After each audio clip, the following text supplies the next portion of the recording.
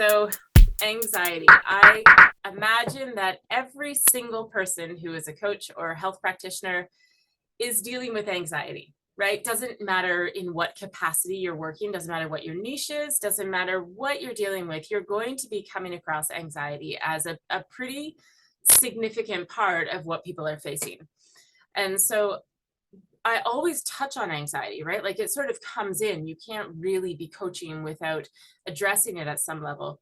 But I've never actually taken an opportunity to really sort of like boil it down to what are we talking about when we're dealing with anxiety and what are actually the most effective ways simply to deal with the anxiety. So this is truly taking it out of context, not working with the sources of anxiety, but working with anxiety itself as a function of what happens physiologically, mentally, emotionally to us when we're in the stress response. And so I know, many of you understand the fight or flight response, right? Of course, that there is this physiological effect of having stress and what happens to your body and to your mind when that happens. But it's so much bigger than that. And it's really worthwhile understanding at both levels. So if there was one area that really joined the brain and the body, this is it. This is where the brain and the body, you really can't separate them unless you do it deliberately, which we're going to talk about today. But you really can't separating them. They are happening in a synthesis, right? They're happening at once. And so we're going to spend sort of the first half of this really speaking to the physiological effects of anxiety. And then we're going to spend the second half looking at the mental, emotional aspects of anxiety. So I don't really need to go into why we want less anxiety, but I'm going to just for kicks because it's important to remember how broad it is, right? Anxiety is something that we want less of in our life when it actually turns into what we would define as anxiety. So it does have an impact on our physical health, right? We've heard this ad nauseum. We've heard about how stress negatively impacts the body. And so there are all those things: hypertension, cardiovascular disease, I think that any sort of gastrointestinal stuff, so frequently that is going to be related to anxiety, IBS, all of that kind of stuff, and a weakened immune system. So anytime somebody is dealing with something where the immune system itself has really been the detrimental factor to their illness, then we're probably looking at sources of stress. If not the singular contributor, definitely a big influencer to that. So I have spoken lots about the beautiful sort of side effect of what happens when I work with people about context or issue-based anxieties or problems in their life.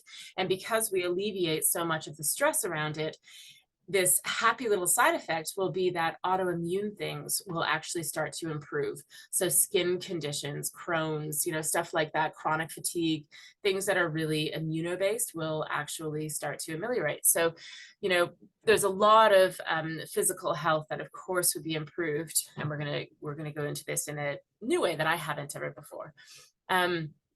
Mental health, right? Of course, anxiety is usually the precursor to just about anything else that you're going to run into. Before there is depression, there's going to be those moments of fearful experiences out in the world that cause us to start to get depleted, right? So just about anything, intrusive thoughts, ruminating, difficulty concentrating, all of those things can be sort of brought back to a source of anxiety.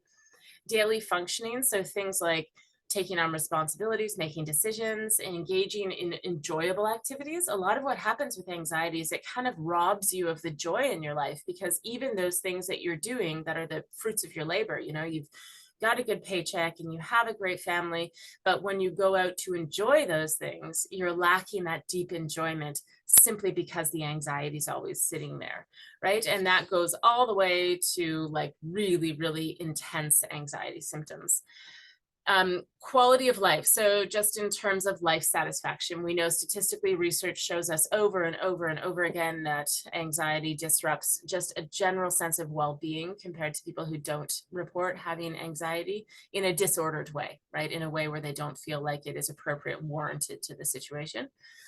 It can impair cognitive functioning, right? So there's a lot of research right now indicating that things like strategic decisions, actual cognitive functioning, so the prefrontal cortex that has to be able to notice opportunity, that has to be able to look for opportunities to be able to apply certain functions of the brain are missed because of anxiety. And so it can lead to indecision and procrastination and low self-esteem and all that kind of stuff. Focus, productivity, efficiency, effectiveness, all of those functions will be influenced if there's a tremendous amount of stress or anxiety.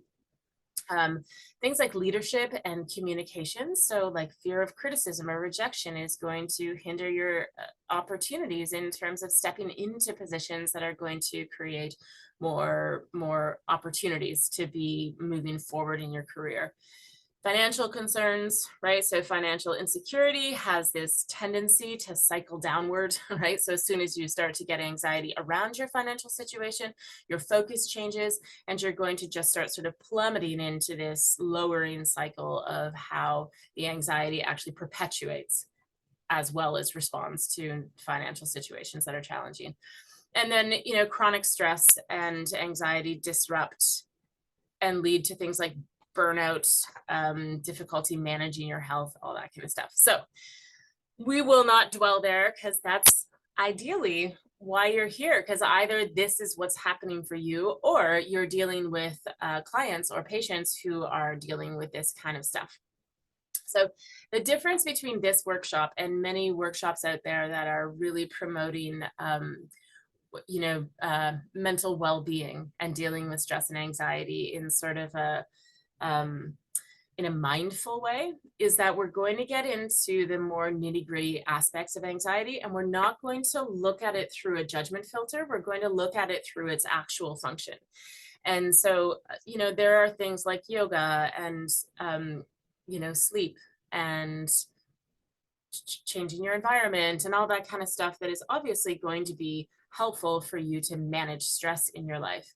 But all of those things, to be perfectly honest, you can do a quick Google search or go on TikTok and you'll find all sorts of really, really helpful suggestions about how to de-stress your life, do some yoga, meditate.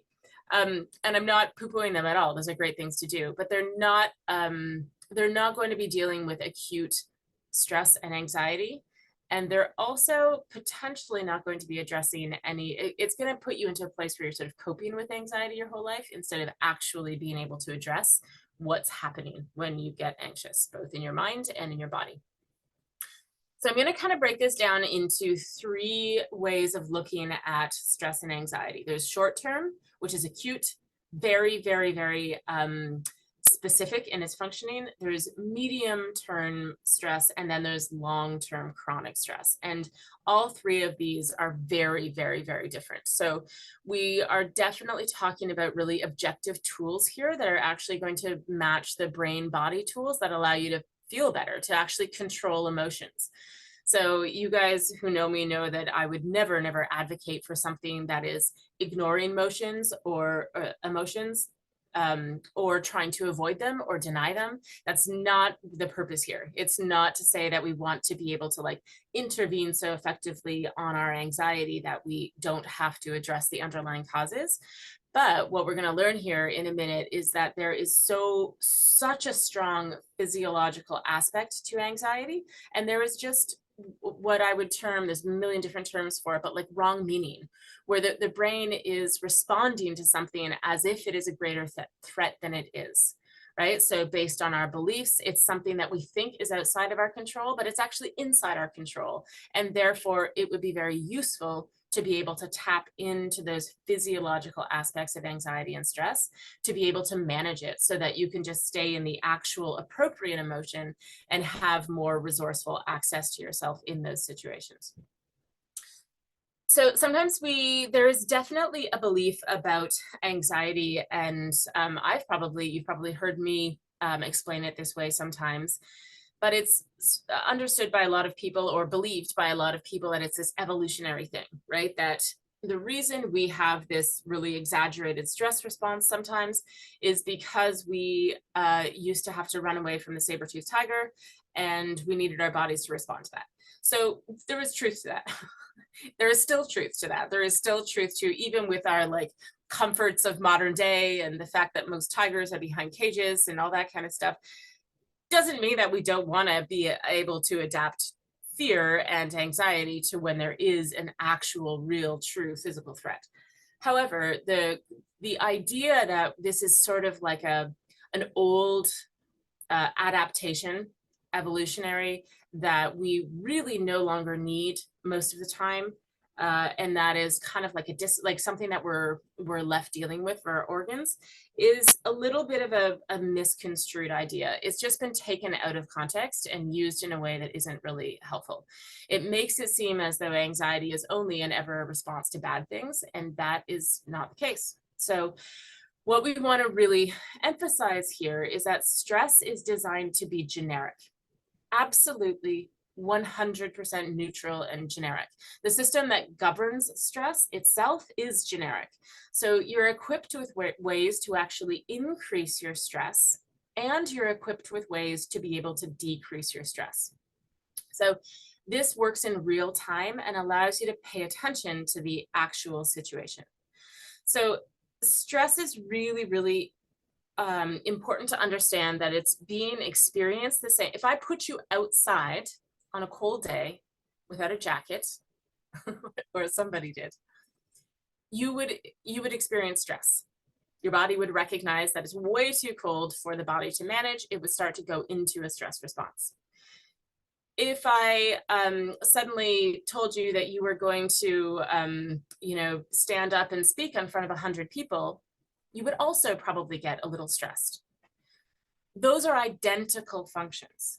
So it's really important to understand that when the body is standing there in the cold, or the body is standing in front of an audience, if I put you up on a, like I got you window cleaning and you're 100 stories up, that's stress. I mean, for most people. If you see somebody walking towards you that you really don't like, who's about to engage you in a conversation, also stress. The body is doing the identical thing when those things happen.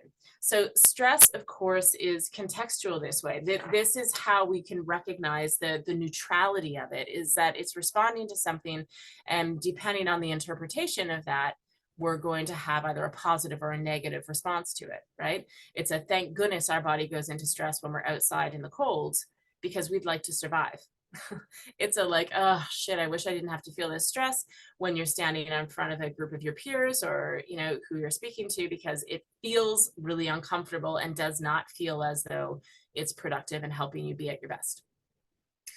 So we're going to go into the weeds here just for a minute. I promise we're not going to stay here, but you will actually be very thankful to understand this, because it is really, really helpful to know when and why. The most important thing, if you walk away from this workshop with one idea, it's to recognize that your ability to be liberated from what I would call like negative anxiety or stress actually comes in your ability to discern why you're experiencing stress, how you're experiencing stress, and then what you'd like to do about it. That's the control that you want to have. Those are people, you do not want to just eliminate stress from your life. You don't want to get to the point where you have some sort of automatic response where you become like fearless and you have no anxiety. This is not useful. So I'm going to go into a little bit of the biology here, and follow along consciously or unconsciously. It's going to help you make this all very meaningful for you as we go along. So the sympathetic nervous system, right? So we have the autonomic nervous system. It has the sympathetic, which is, of course, what gets stimulated when we're stressed. So when there's anxiety, this sympathetic chain ganglia. So there's this sort of like these cells, these neurons, or not neurons, sorry, these nerves that go down the center of your body that are the sympathetic nervous system, roughly. Okay, this is what gets activated, and they get stimulated, and what ends up happening is they release epinephrine, and this stimulates particular organs to react in particular ways. So the body goes, oh, okay, we're in trouble. And so there's going to be these beta receptors, and it causes blood vessels in some areas of your body to dilate. So things like your legs, your heart, It's going to actually get those blood vessels dilating so that they can run away, so that they can pump blood faster, all of that kind of stuff. They're also, though, at the very same time, they're going to act on what I've heard referred to as like our luxury organs. So the ones that you actually want to work really, really well when things are going well, but you really don't need them when you're stressed. So things like your digestion, your immune system, your salivatory glands, these ones are actually going to, the blood vessels there are going to get constricted. Right? So there's actually going to be constriction because the body says you don't need these right now. These are for pleasure. These are for playtime. These are not for right now. So we're just going to restrict your access to them. And that process is this two-pronged stress response. So just about every time you're experiencing stress, these two things are happening. So the system is saying yes, yes, yes, yes, yes to a whole bunch of processes. And then it's going no, no, no, no, no, no, no to a whole bunch of other processes. Right? So things like the salivatory, this is why people almost universally, people talk about like their mouth going dry when they get nervous, right? It's because the salivatory glands are just not necessary. It's not something that the body wants to emphasize when you're under stress. So your throat goes dry, your mouth goes dry, you know, you've got all of these things going on, but you get this urgency, this sort of like agitation, right? So when you start to get stressed, there is an agitation in the body almost always. So when that agitation starts, we have this urge to move or to speak or to somehow take action. Now, of course, there's this freeze response, right? But the freeze response is actually in response to the agitation. So it's not true that it's either one or the other.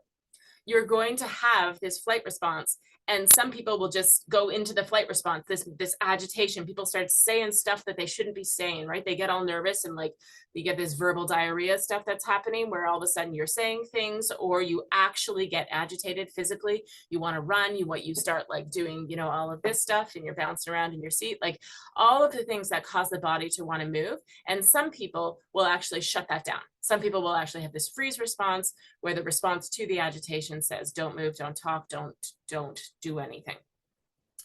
But most of us will have this agitation, and when we don't act on it, when we don't take action, the body will become uncomfortable, right? So this is what we're all very familiar with as that anxiety that just like sits in our stomach. So we're sitting there in the interview, we're sitting there in front of the camera or whatever, and we're just sort of feeling nauseous. We're feeling the stuff that goes along with anxiety. And that's sort of the response to like there's action to be taken is what the body's screaming, but you're not taking it. And so it just starts to sort of sit wherever it sits and feels really agitated. There was also the power of suggestion. So my throat just went super dry as I was indicating that. Okay, so your face gets flushed, your heart races, you want to calm down, and you want to actually be able to use the tools that have a direct line to the autonomic nervous system when this happens, okay? So things that don't work when you're feeling anxious are like telling yourself to calm down, telling somebody else to calm down. These are never, ever effective ways of being able to actually intervene, because all you're doing is you're spiking a bunch of thoughts in your head that really have nothing to do with the actual process of what's happening. And remember, the process itself is neutral. The process is designed to just respond to what's happening. So you telling it to calm down, or you know, begging yourself to calm down is futile. It's not going to work effectively, unless, of course, you have some anchoring thoughts that do stimulate the brain to create calm, and that would work. And as NLP practitioners and anyone who works with sort of anchoring, being able to preset a way of the body responding to a certain stimuli and adding a calming element to that is really, really useful. That's what a lot of performers, athletes, that kind of stuff, they will actually have very, very different ways of anchoring the system, the body, into a stimulated state and into a calm state. And we'll talk about that in a minute, this ability to sort of work with the body and the mind separately. So the best thing to do when all of this is happening, if you're choosing to calm down, if what you would like to do is to calm down, is to activate the parasympathetic nervous system, right? So this is the other systems. The sympathetic nervous system is all acting up. You want to stimulate the parasympathetic. So the parasympathetic is in a different physical space. So this is all happening very biologically, right? This isn't just sort of like feelings all whooshing around the body. This is actual like areas of the body that are getting stimulated. So the parasympathetic is mostly sort of like your cranial nerves, which are sort of like all in the back of your neck, sort of brainstem area. And they're also very, very prominent down in your pelvic area. And so these two areas are where they're most stimulated. The parasympathetic does have other little, tentacles in other places, but this is where it's going to be. It also is where your face gets stimulated. So your face is actually controlled by the parasympathetic nervous system. So the best way to use these entry points, these sort of levers that can activate the parasympathetic, is by using anything that is an entry point, which is airways. So the parasympathetic is the system that is in charge of your airways. Very consciously, you can access it both ways. So the nervous system both ways can be activated. It's actually one of the few things in your body that you can control, right? Because you can't really, as much as we'd all like to, I can't really go into my liver and say like, hey, liver, I would like for you, liver, to start to activate and some sort of process. We don't have access to it that way, and yet we do have access to our body's airways, to our breathing mechanisms. So excuse me, we're not talking about breath work here. So there is a lot of information right now. There's a lot of stuff that we can read about breath practices. So the ability to bring it into a daily practice or something where you can control your breathing. But what this is sort of relying on is a practice where you can be in a certain state, control your state, use the breathing exercises, which is very, very good. But it's not actually tapping into when the brain and the body are stimulated by anxiety. So what we actually want to do is that you have a system of being able to regulate your own heart rate, essentially, and the other things that are happening with anxiety. So you can do this directly. When you inhale, so inhaling is actually going to make the diaphragm move up and down, right? And there's a little clump of nerves that is going to send a signal to make the heart space bigger. So you actually, when you inhale, the space around your heart actually gets a little bit bigger, and the blood then moves a little more slowly. So this little clump of nerves sends a signal to the brain that the blood has slowed down.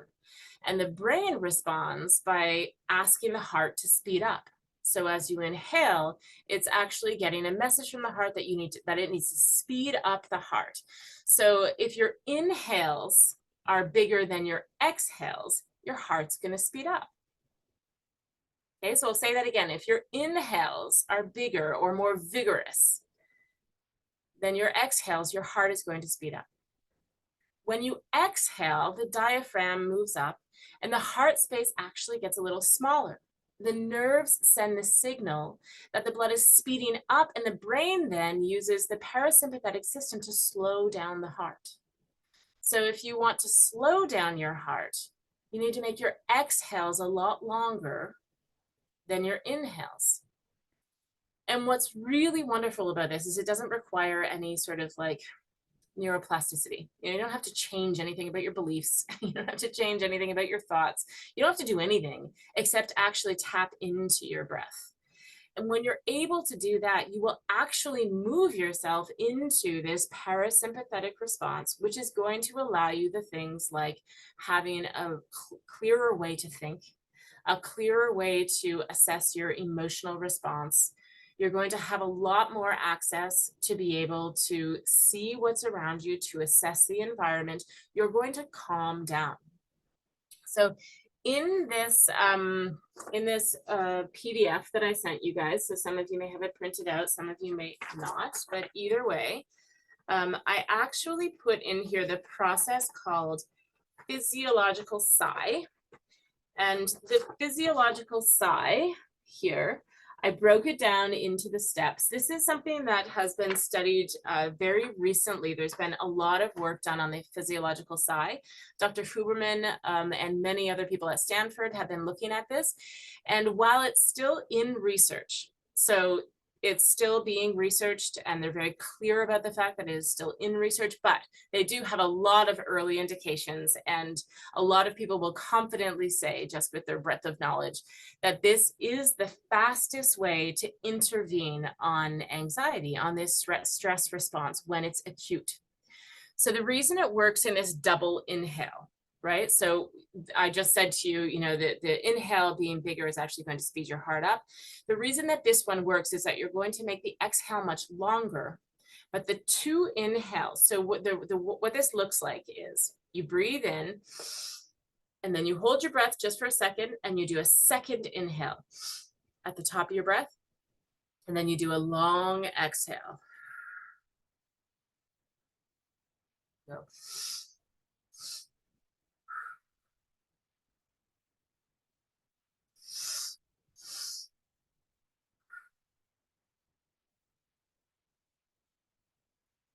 And that is the fastest way to actually intervene on an acute response of anxiety. It doesn't take very long. You've only got to do that 2 or 3 times before it's actually going to settle.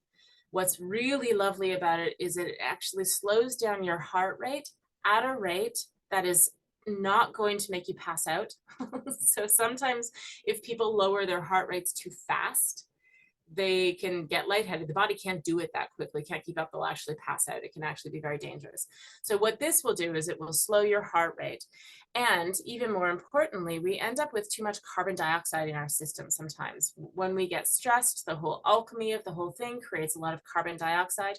And that second breath in, so you inflate, there's these tiny little sacs that actually tend to get very depleted, very deflated when we're stressed. And that second breath will actually sort of like re-inflate these little sacs so that when you exhale, you actually more thoroughly and way more effectively rid the body of that stressful carbon dioxide.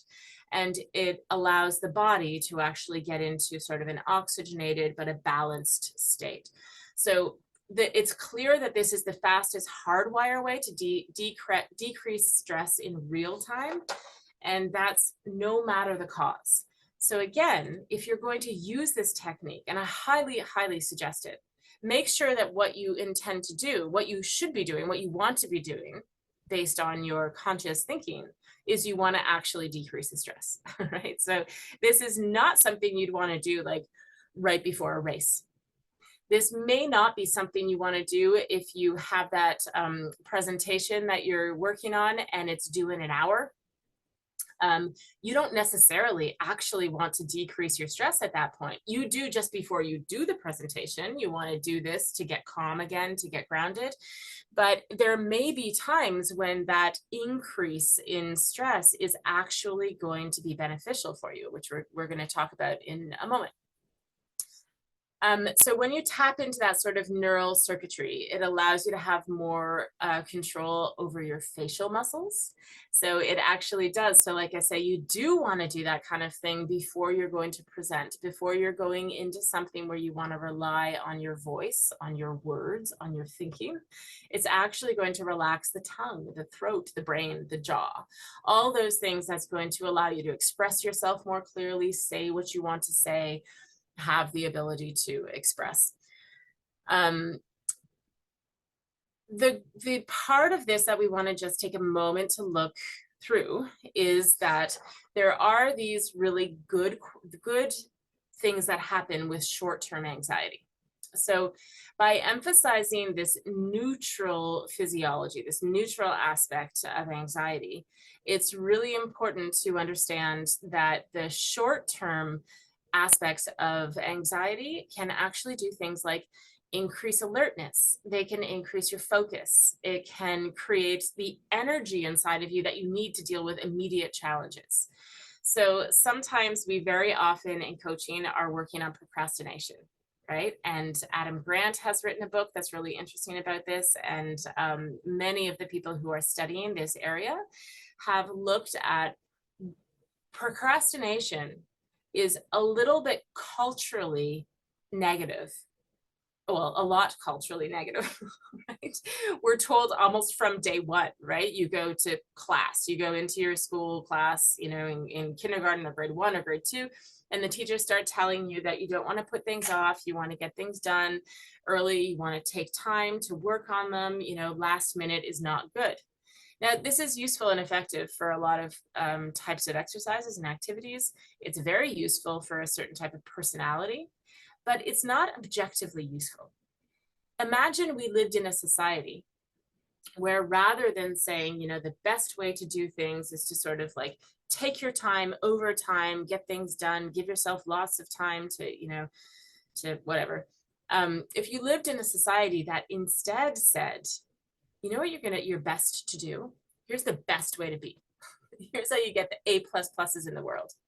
It would be to actually let information kind of like absorb through osmosis. You just kind of take in, take in, take in, take in. And then when you feel this like hit to your guts, when you get to that 24-hour mark or the, you know, whatever it is just before the thing needs to be expressed, you bring it all together, and the people that actually are the best at doing this are the people who can execute, right? So it's 3 hours before the thing is due, and you end up actually expressing it in this like really short-term way of being very focused, very creative. And in fact, we have a lot of studies recently that are actually demonstrating that creativity is highest in people who do tend to procrastinate, and they actually get this like juice that goes through them, which is this, what we're talking about, this kind of anxiety that causes them to be even more creative. And so, you know, we could live in a society that would say that this is the most effective or productive or idealized way of working,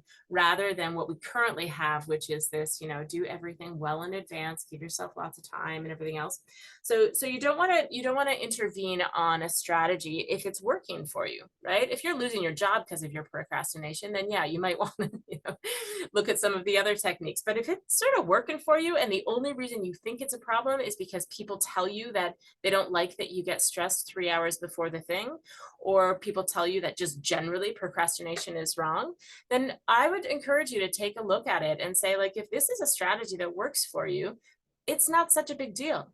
The thing with short-term stress is that it's good for the system in that way that I just explained. It can be very creative, very energetic. It's also really good for the system in terms of the immune, like the actual physiology of the immune system, right? So it's very, very, very good to get short-term stress so that the body actually learns how to de-stress from these short-term stresses, activating the parasympathetic, the healing modality, right? The parasympathetic is where we do our healing. And so we actually have some really interesting studies about, you know, mostly done on rats, but we also are starting to get like virtual reality stress responses in people that we can start to, you know, put them into these dangerous situations that aren't actually dangerous, measure the short-term stress, and then look at what happens in the body when they calm down again. And it's really, really, really effective to create stronger, healthier people. So they have an experiment they did with these rats. They stress them. They have a bunch of rats that they frequently stressed out. And all they did was they put them in like a little tunnel and then sort of trapped them in the tunnel for a little bit. So they would get all stressed out and then they would let them out. And the rats that had this repeatedly happen, when they were actually faced with greater stress, were much, much more capable of staying healthy, responsive, resourceful, alert, and aware and safe when they were dealing with true stress because of these little practice stresses, in contrast to the rats that were never exposed to any short-term stress. They weren't able to deal with the big stresses that actually came at them. Some of them would just die. Some of them would lose their ability to be resourceful, to think, to be able to respond and everything. So, you know, over and over and over, you can recognize that there are these short-term stresses, and especially, you guys have heard of Wim Hof. He's the Iceman. He's the one who has done all these extraordinary things, like he can, you know, sit in a barrel of ice for, you know, an hour and keep his body temperature high. He has, he walked Kilimanjaro. He actually climbed Kilimanjaro in a pair of shorts and his body stayed regulated.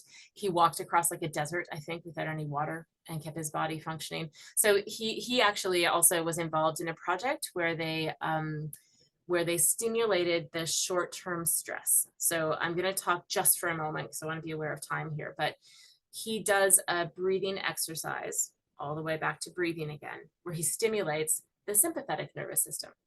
So essentially, some of you may have heard Wim Hof breathing, which is this very quick inhale, exhale, inhale, exhale. It's very, very vigorous. Then you hold your breath and then you repeat the cycle. And you do this 3 or 4 times. And what that does is it actually stimulates your sympathetic response. So you do end up actually getting, and you have to be very careful with this, guys. You don't want to do this if you have any cardio issues. It can create some really, really intense responses that you don't want to do unless you know that you are absolutely cleared health-wise to be able to do this. But what it does is it stimulates the immune system. It stimulates so much of that sympathetic nervous system that is designed to fight the bad stuff, right? Like to fight the bacteria, to fight all of that. And when you stimulate it, it can also increase, of course, clarity and all of that kind of stuff in your brain. So they've done research where they injected people with something that mimics an infection. So there are certain ways to be able to get the body to mimic. So there's fever, there's vomiting, there's throwing, there's like diarrhea, it's really, really unpleasant. However, I think if you're like a poor suffering student at Harvard, you go and you sign up for it because, you know, they give you like a gift card to the coffee shop or something. Or you just really invested in advancing science. So they've done these studies where they inject a whole bunch of people with this whatever it is that mimics fever. They had half of the group doing this Wim Hof breathing. It's also called Temu breathing.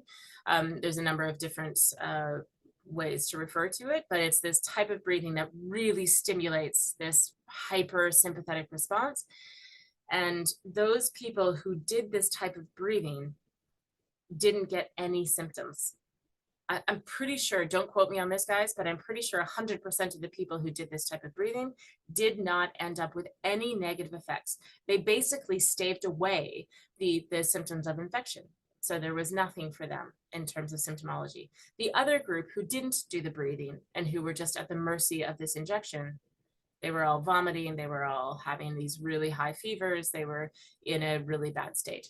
And so there's a lot, you know, if somebody is coming down with a cold, if you have been exposed to bacteria or to viruses or whatever, there is definitely, absolutely, this really, really strong benefit of stimulating your sympathetic nervous system and then releasing it. Same with, of course, stretching your threshold. So at the back of this thing, I also put the Wim Hof breathing for anyone who is interested in bringing that into a good way of dealing with anxiety generally, but also there's one more really cool factor here. So those of you who have studied peripheral vision, so when we teach neurolinguistic programming, which is a way of being able to get into these neurological responses to different stimuli. One of the things that we teach right in the beginning, on day 1 of neurolinguistic programming training, we teach you peripheral vision, which is essentially you bring your eyes up, you look up. So it's bringing your eyes into your visual cortex, out of your emotion. And then you actually use your hands and you do these, what we call jazz hands, right? We just kind of do this wiggling of our fingers and we're looking up. And as we look up and our fingers are here, you catch your fingers in your peripheral vision. And what this does is it widens your visual area into picking up the environment around you in this really wide scope. And then while you're there, you might as well take a couple of breaths. You could even do the double inhales. And this is another way to tap right into your parasympathetic nervous system.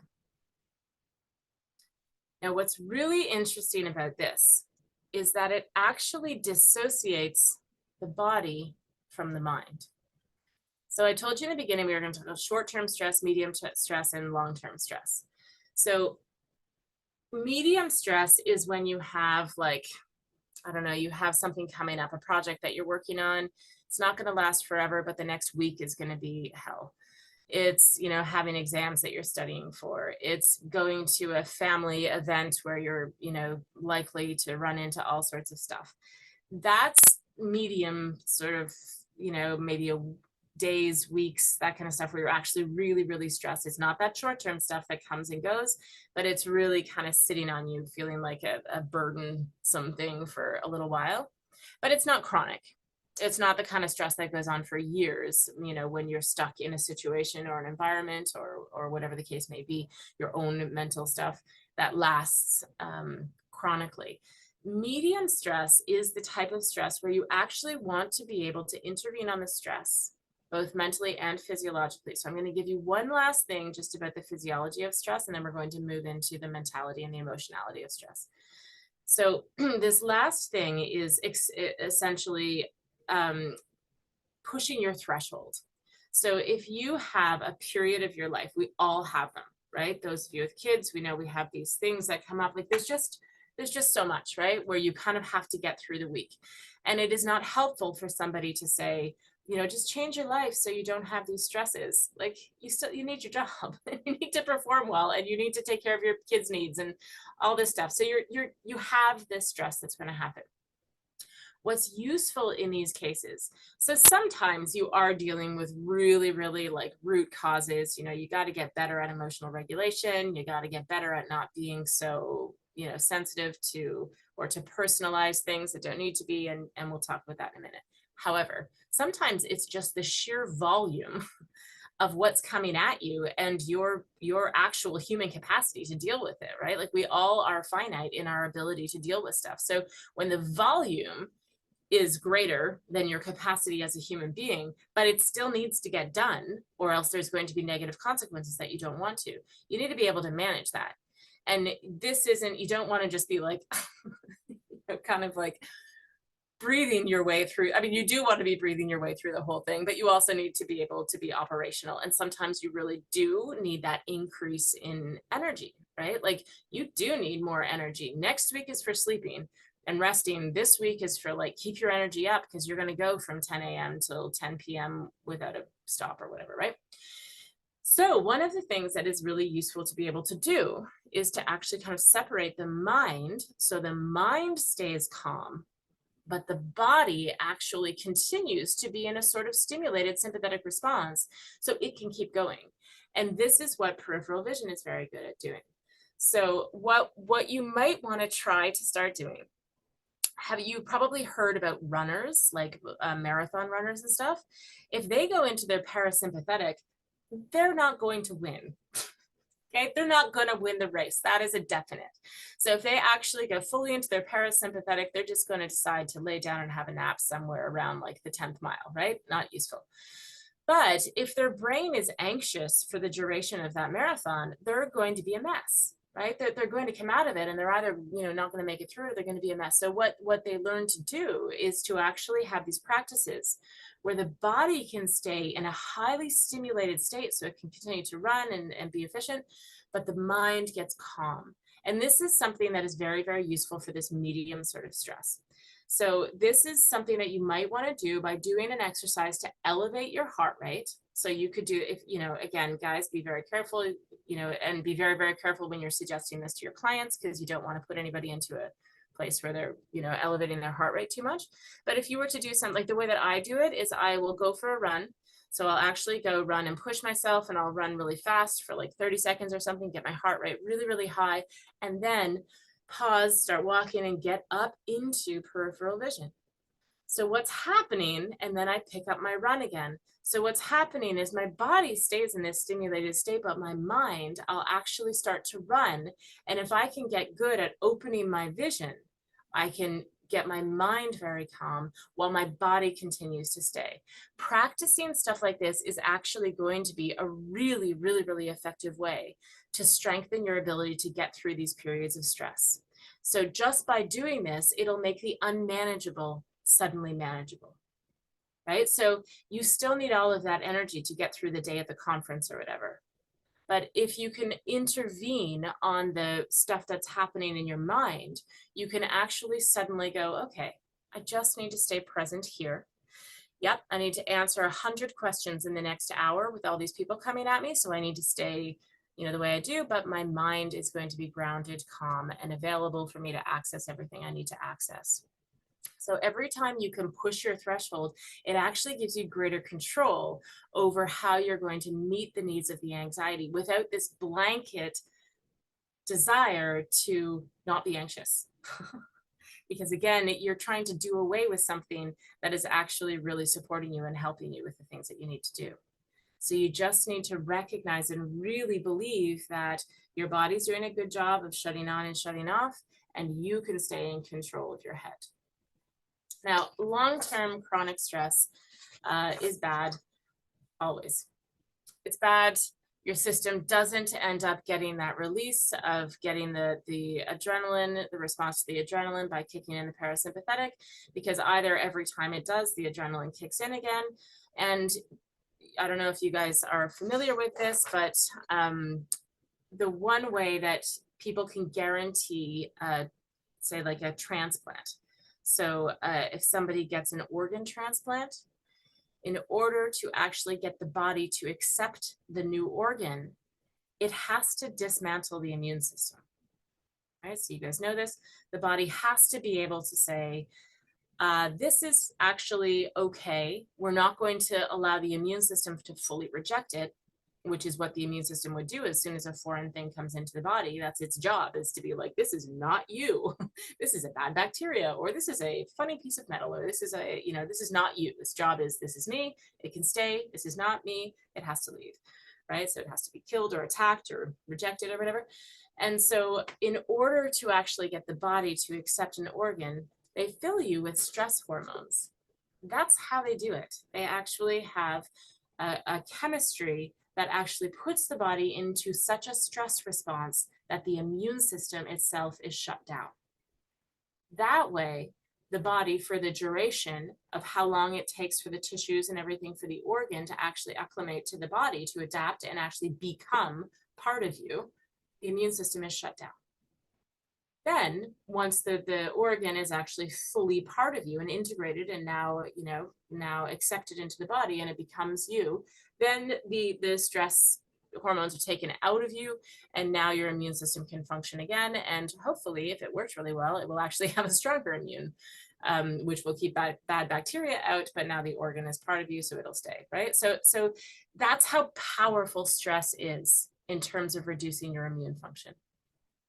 So when you have chronic stress, this is why you have such greater rates. I mean, the research is absolutely indisputable that people who are under chronic stress are much more susceptible to all sorts of illnesses, including things like disease, like cancers and all that kind of stuff that we know has relationships, very, very direct relationships to stress. So don't want to have chronic stress. There is no upside to it.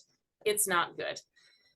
Okay, so with just over half an hour left, these last 35 minutes, we're going to look at the thinking and the emotions around anxiety. So while all of that I think is so important to understand, hopefully you recognize that the value in that, right? To stop thinking about anxiety as something that you just don't want, period, or when you have it, that it's bad, period, which is not useful. Yeah, Carolyn, I'll see you later. Perfect. I'll send out the recording to everyone, so you guys will have this recording after. So the thinking around it is as important and as valuable as everything else that we've just talked about. So in order to generate anxiety, this is where the anxiety sort of goes on a wrong path. The body has to perceive something external or internal, but we're going to deal with the thinking now. So it's got to be something that you're aware of, consciously or unconsciously, that the body starts to get this anxiety response to. Now, anxiety doesn't just happen to you. So anxiety is not something that comes from somewhere else and lands on your brain and causes you to think certain thoughts or feel certain things. It's something that you actually generate yourself. And so there's a formula to anxiety that I have a lot of faith in because it works so well in my own coaching practice. And so the 3 steps to creating anxiety, and these are laid out, by the way, in your in the PDF that I sent you. So I think on page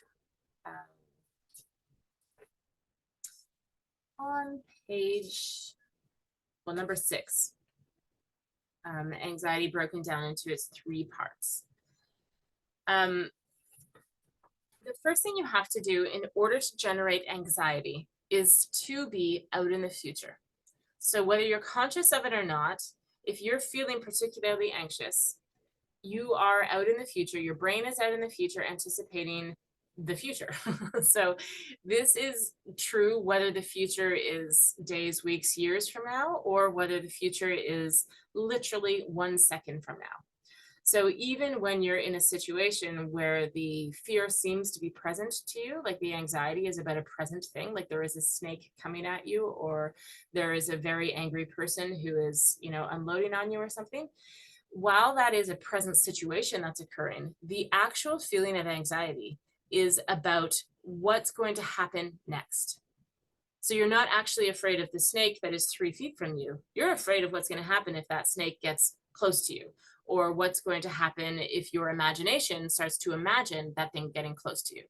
And so the anxiety is always about what's going to happen with either what is happening now or what you're anticipating. So this is why it's so useful to get present. As soon as you start to feel anxiety, whether this is like a complex generalized anxiety that's sort of like sitting in the pit of your stomach all the time, or whether it's an acute anxiety, it does mean that your brain is somewhere out in the future. So this is why things like yoga, meditation, counting the color, the number of things in the room that are red, all of these things that you can do to bring yourself present in the moment are going to be the first way that you can actually intervene on the anxiety. This is not actually physiological. We're not tapping into something physiological here. We're tapping into something that is purely emotional or mental. So you're just bringing back your attention. So sometimes for some people, that's all that's needed. You intervene on this very first step, and it's like people who have been brought up in households where things were very unpredictable. This is like the perfect formula for creating an anxious person. So somebody who is experiencing anxiety as a way of being.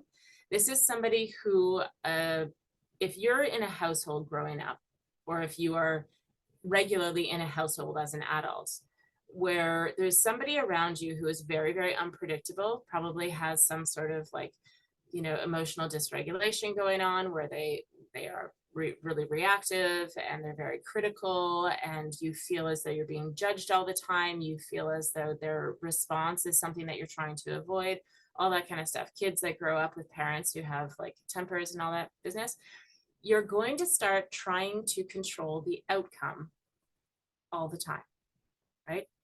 So in order to avoid these bad things that you don't like, the criticism, the yelling, the, judgment, whatever it is, what you're going to become an expert at, and the smarter you are, the better you get at this, you can become masterful, is anticipating how the other person is going to respond and changing your behavior in order to try and control that outcome so that they don't respond in a negative way, but they respond in the other way.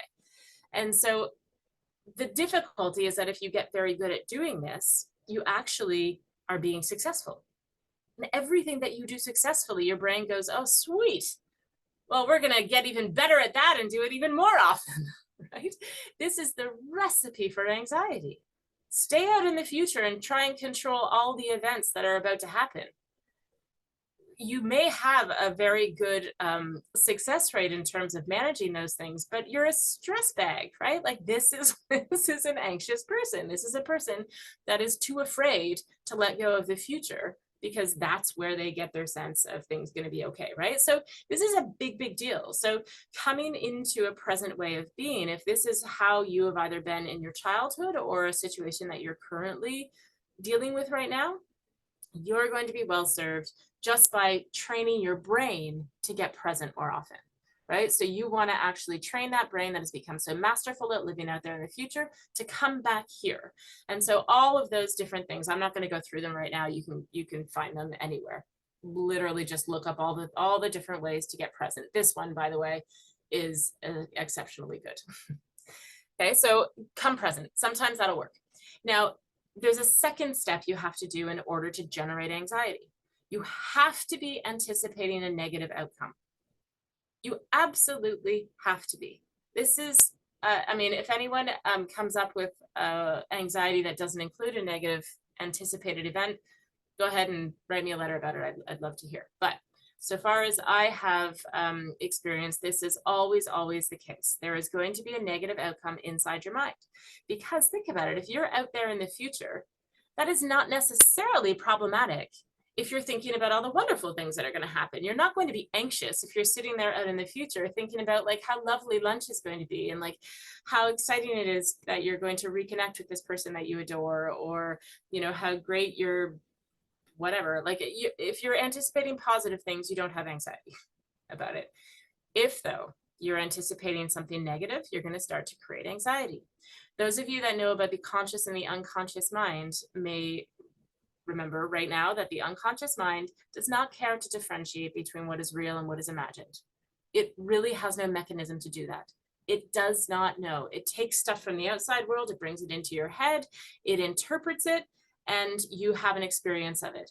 The fact that it may be coming from inside your head, the picture that I have inside my head of whatever, you know, I'm thinking about like a cup of tea right now, inside my head, my brain in its raw form doesn't know that that cup of tea is any different inside my head, the image I generated from the cup of tea that I'm looking at.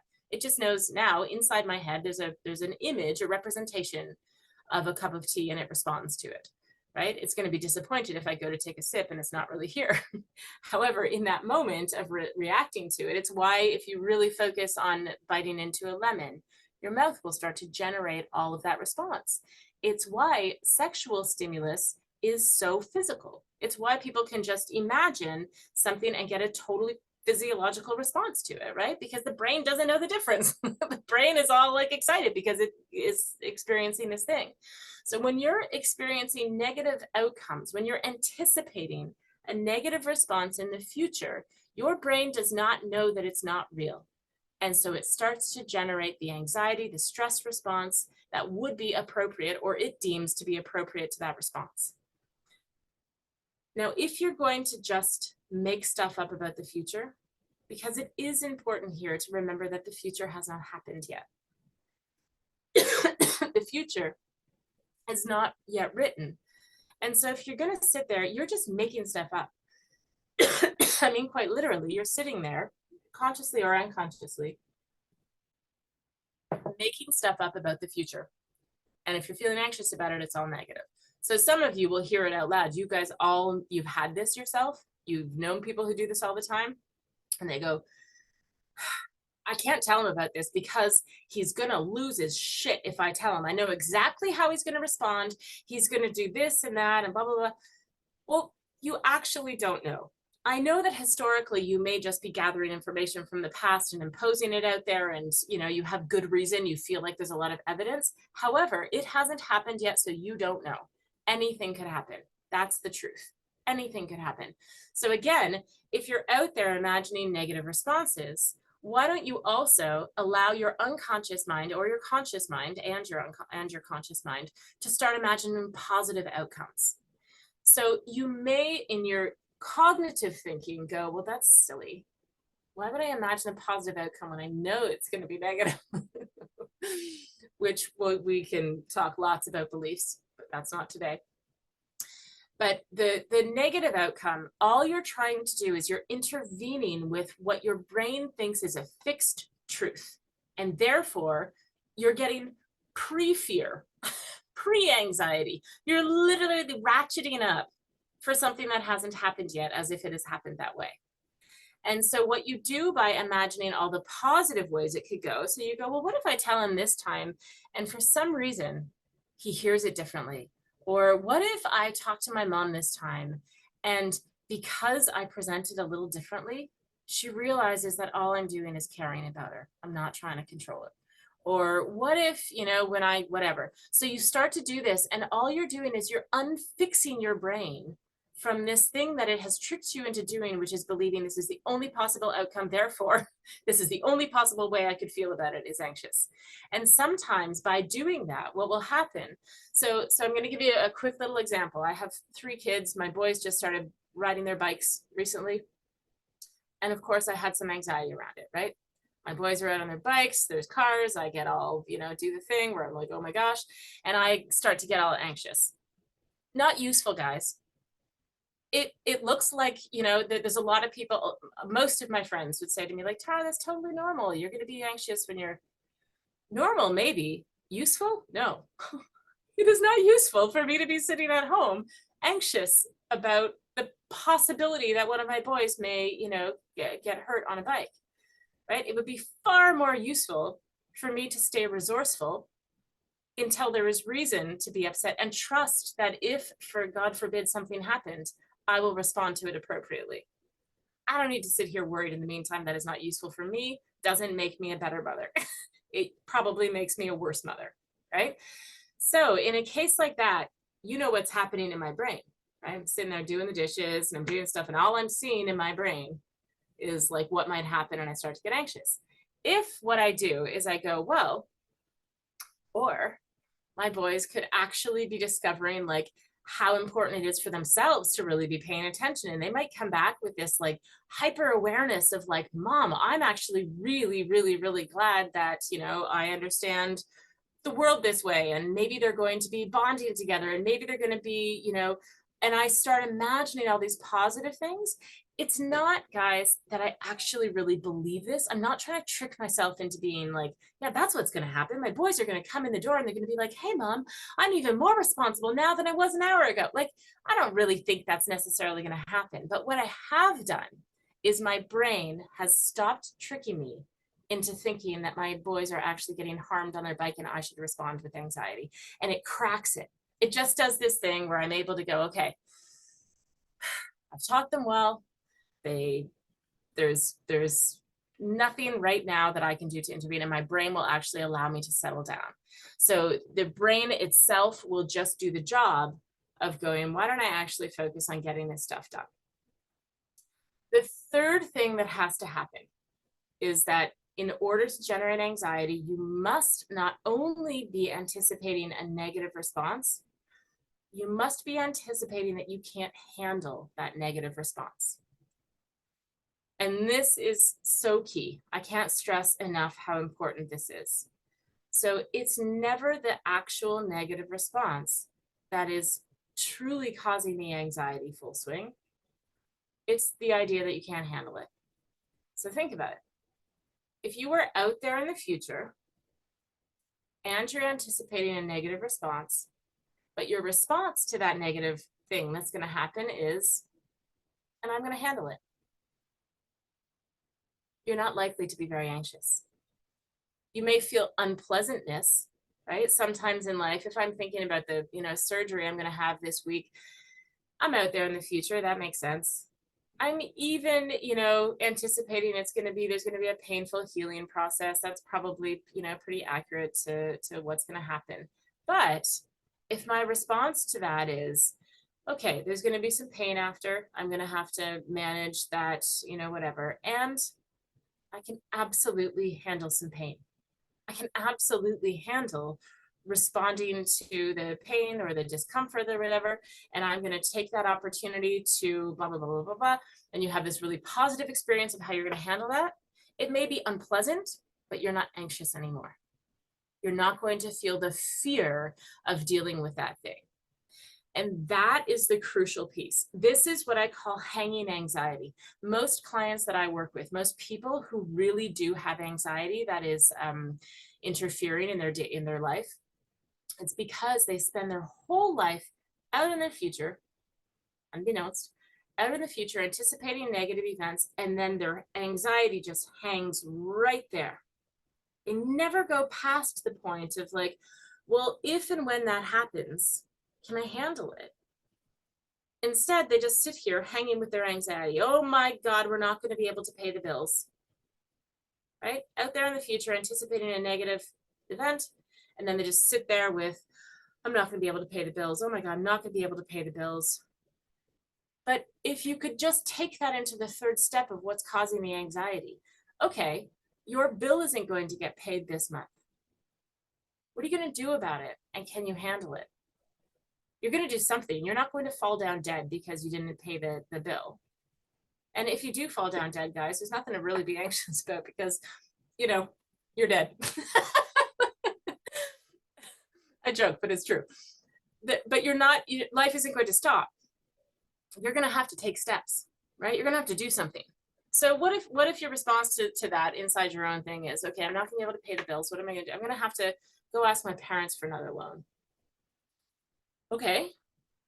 What's that going to do? Well, I'm going to feel humiliation. I'm going to feel shame. Okay. So you're going to have to go ask your parents for a loan, and you're going to feel humiliation and shame. Can you handle feeling humiliation and shame? Of course you can.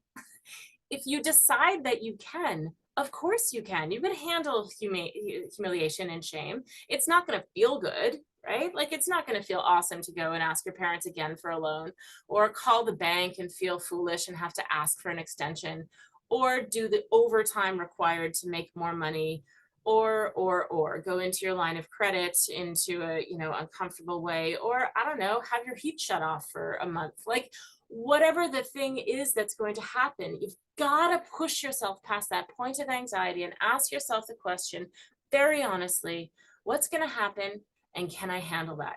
And it's counterintuitive, guys, right? Because your mind is trying to protect you from the consequences of the negative response. So it's, if the worst case scenario, you're sort of wired to be like, well, don't go all the way to the worst case scenario. But I'm telling you that if you want to reduce your anxiety, you've got to go to the worst case scenario. And then notice what resources you're going to need to be able to handle that worst case scenario. And you will be so surprised at when you start to do this, when you start to actually, in a very calculated way, measure your own resources. You only think that you don't have the resources to deal with this stuff because you've spent so much time hanging in the anxiety just before it. You never actually allow yourself to go through and go, wait a minute, I can handle that. Or if I think that I can't handle that, what do I need to be able to learn how to handle that? What other resources do I have that can allow me to start handling that situation? Where do I get the courage to leave this relationship that's causing me anxiety because of the future anticipated negative outcomes that I actually can't handle?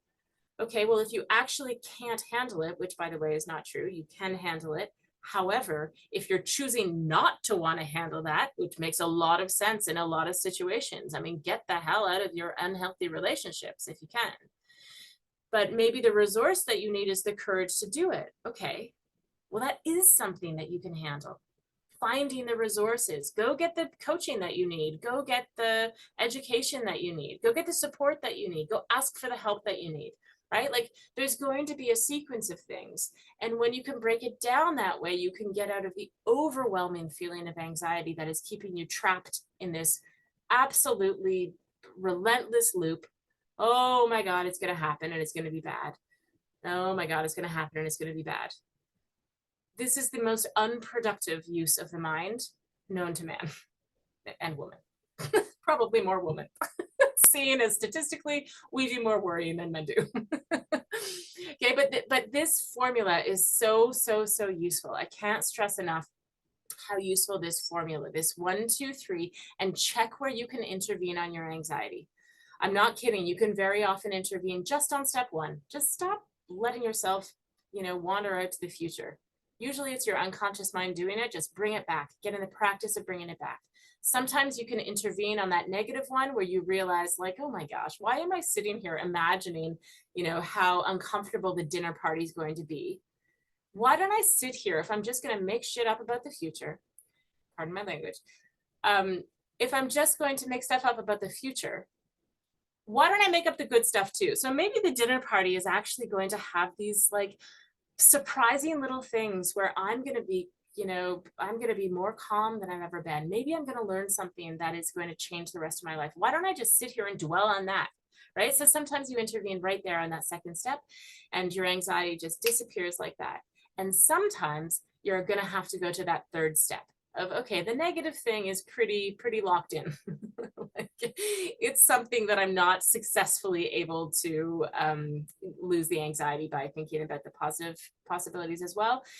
So I gotta go to the, okay, what am I gonna do? Can I handle that? Yes, of course you can. And if the of course I can doesn't come, which it is, guys, I promise you it's gonna come 80–90% of the time. You're just gonna realize you can handle it. You just need to think about it. You just need to actually think about how you're gonna handle it. And that little percentage of the time where you think you can't handle it, and then you're going to go look into what resources you need to be able to handle it. And you're going to feel 1,000 times better than that helpless situation of, oh my gosh, the anxiety has me and there's nothing I can do about it. It's never the truth. It's never the truth. Sometimes you won't choose to do something about it because you'll decide it's helpful. So sometimes you'll have a workshop that you're going to present and you decide that it's okay to let yourself be a little anxious the night before because you know that your creative juices are going to flow and you don't try and intervene, right? But when you do, this is so helpful to do. Okay. I am going to leave time for questions here at the end, but I want to spend the next 5 minutes explaining one more interesting thing. Okay, so you rewrite the ending. So rewriting the ending is one of the most beautiful things that we get as human beings that, to our knowledge, no other species has the ability to do. So the fact that we can go out into the future and we can imagine things to be a certain way is 100% the reason why we have come so far. This is why we get to be like really slow compared to like cheetahs, and we get to be really weak compared to chimpanzees, and we get to be really terrible at navigating water or sky or trees. You know, like we're terrible climbers, we're terrible swimmers, we're terrible flyers. But despite all of that, we have been able to be this extraordinarily successful species. And the way that we have been able to do that over time is our ability to go out into the future and to imagine things differently from how they are right now. At the end of the day, that is our superpower.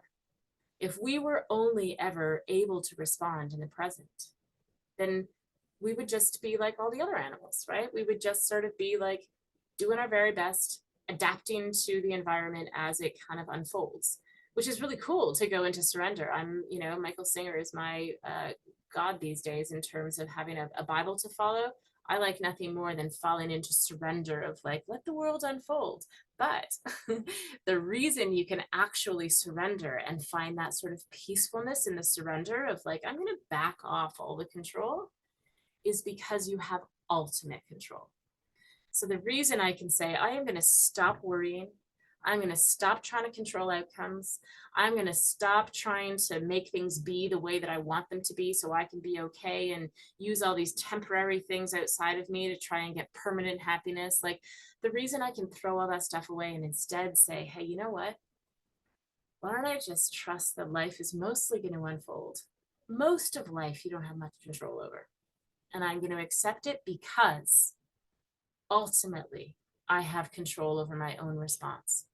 And I can trust that I'm equipped with the ability to respond really friggin' well to most things that life is going to throw at me.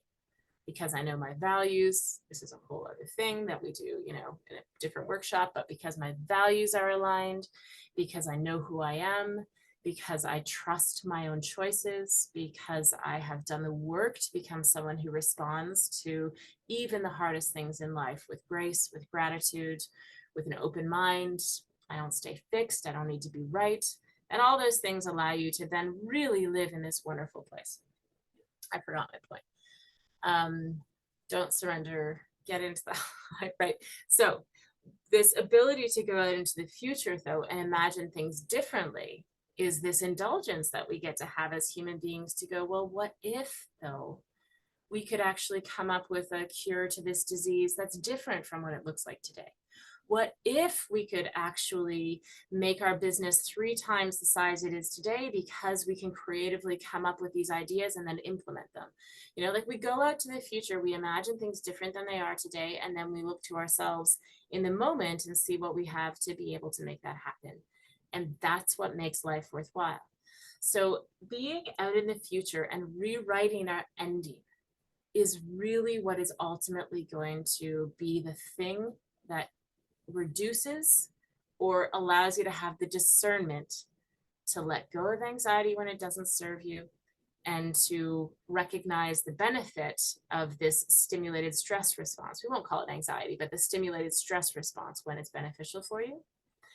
So when you go out to the future and you rewrite the ending, I had a client who has this terrible stuff in the past, and uh, the the anticipated outcome was, what if my children ever find out about this in the past?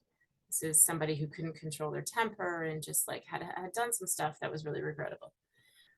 And they thought the kids are really, really young now, but like when the kids get older, they're going to learn this about me and they're going to think they're going to hate me.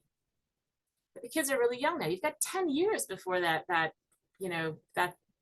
circumstance unfolds. And so if you can rewrite that ending, you could spend 10 years terrified, full of anxiety about what's going to happen when the kids find out that, when they were young, you had this terrible temper and you did some things that are really regrettable. But you've got all this time. And if you rewrite that ending imagine though, if the story your kids learn about who you are is you were someone that came from some conditioning that caused you to be terribly emotionally dysregulated, really didn't know how to be able to be a really good, functional, kind person when the stress came and you had really bad reactions, you harmed people, you did a lot of damage. And then because you loved your kids so much and you knew you wanted a different life for them, you wanted to model differently for them. And because you loved your wife so much, and because you loved your family so much, and because you learned to respect yourself so much that you wanted to create a different life, you actually went and got the help that you needed and the support that you needed.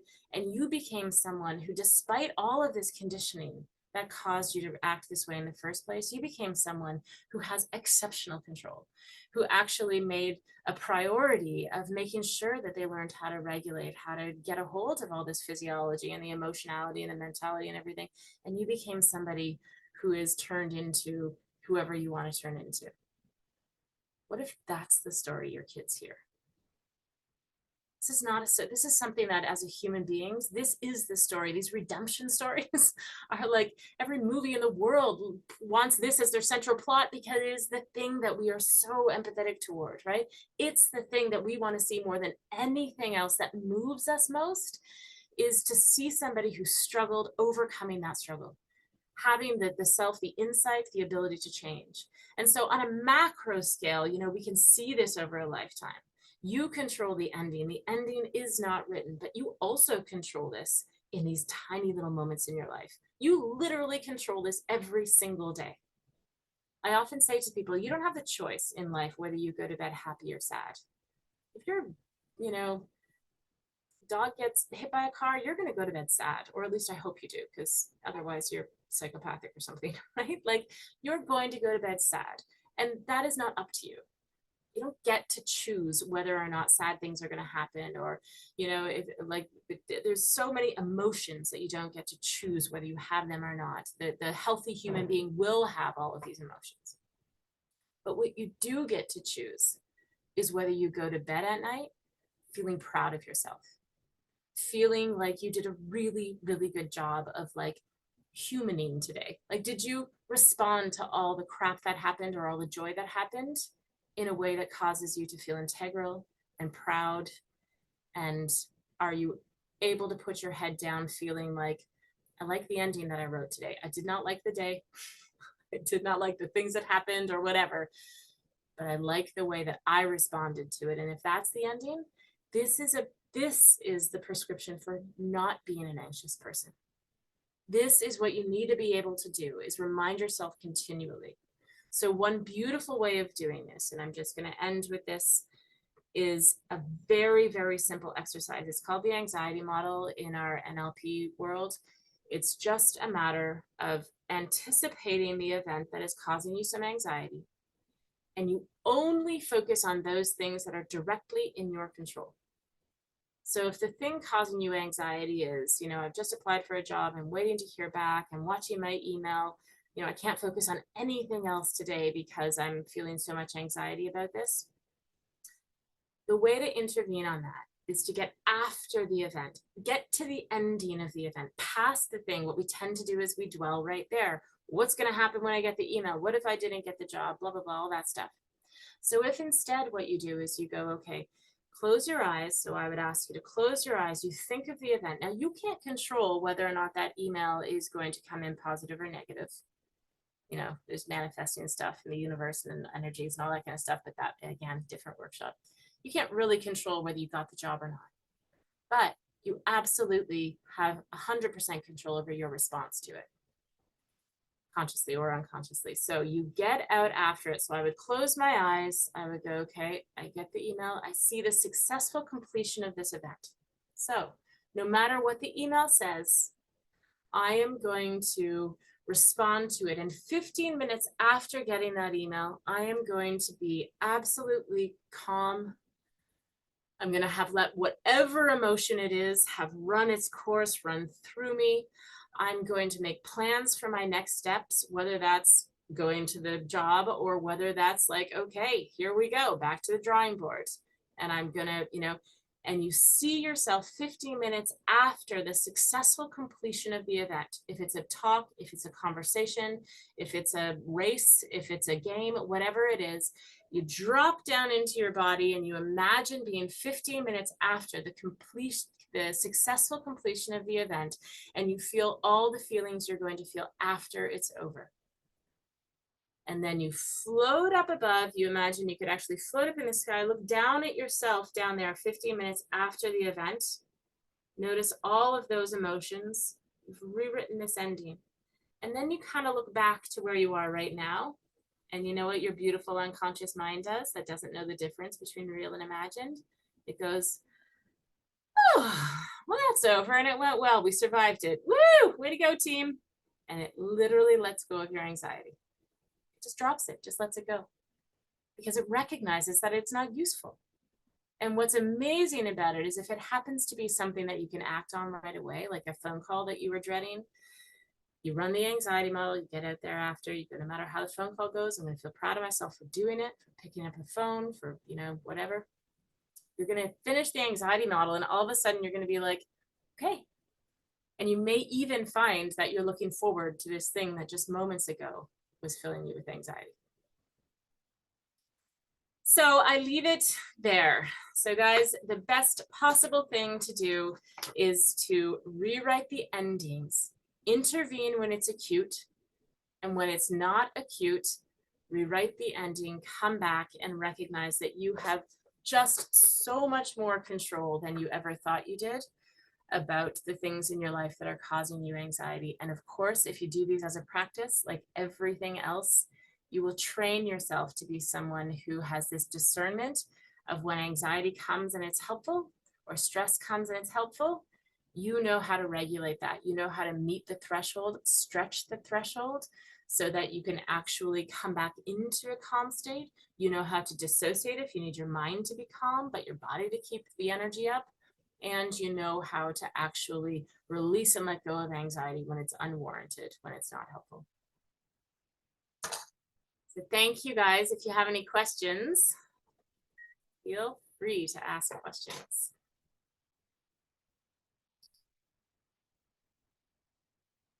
That's what we've got.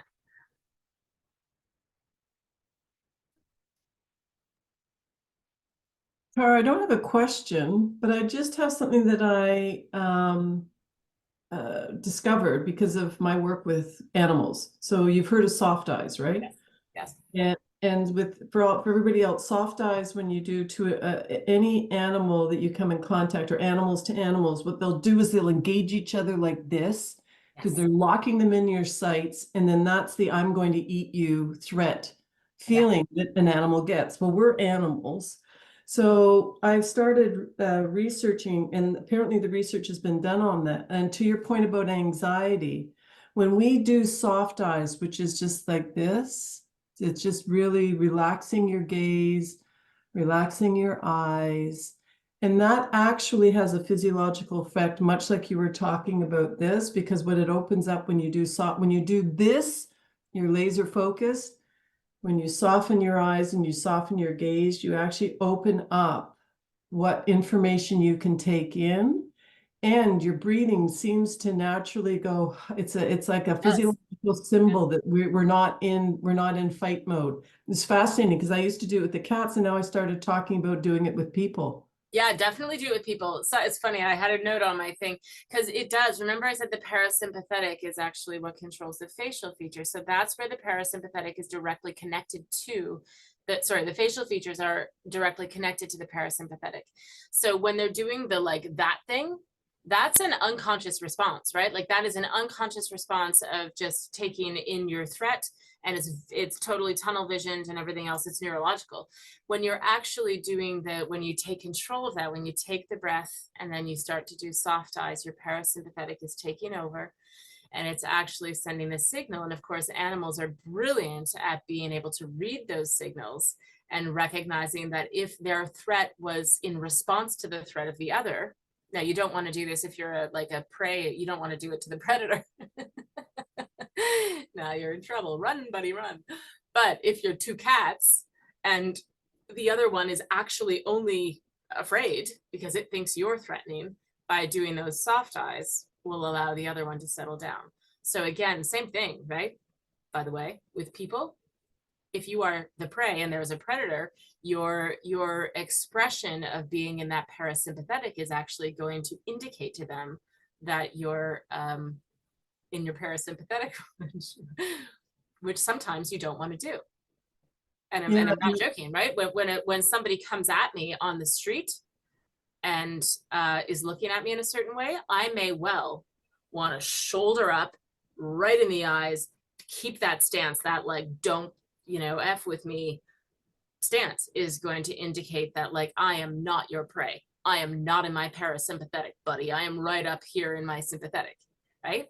But of course, yeah, if you're talking to a group of people, if you're talking to anyone, where what you want to do is really, really make sure that there is a feeling of trust, that they recognize that you're okay. They're okay. Kids, man, when you're working with kids, if you're a coach that works with kids, or just your own kids, by the way, like if your kid comes home and is like, hey mom, I'm thinking about whatever, you want to have that like, okay, demonstrate that you're staying in your parasympathetic. So yeah, it's beautiful. It's good advice. Yeah, and then one other thing that I'll add is if you see someone who's doing this because they're scared, like they're scared, Right. is helping them just to say, okay, just relax your face, relax your eyes, let's just relax in, and then you can probably have a better conversation if they're still in this mode.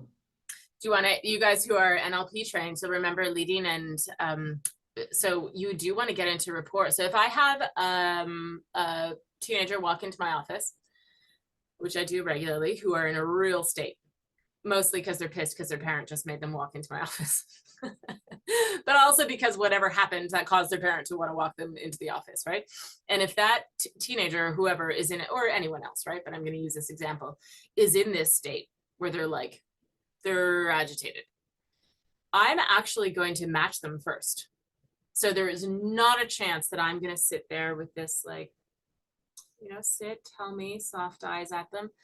It's insulting, right? Like it's going to put them in a like, oh no, not a chance, because we are so mismatched, right? They're feeling like this and I'm sitting here feeling like this. They're going to be like, so what I am going to do is I'm actually going to match them. But what we maybe didn't talk about here is that adrenaline is adrenaline.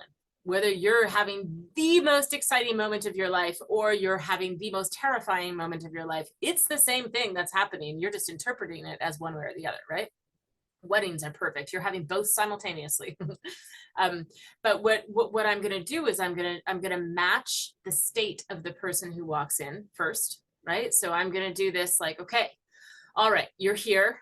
I know that you maybe don't want to be here, and I'm going to meet them with that same energy, that same adrenaline. I'm going to make sure that I'm there, because when I start to soften, when I start to go into my parasympathetic, I'm going to have a much better possibility of being able to lead them into their parasympathetic if I've actually matched them first, and then we can go there together.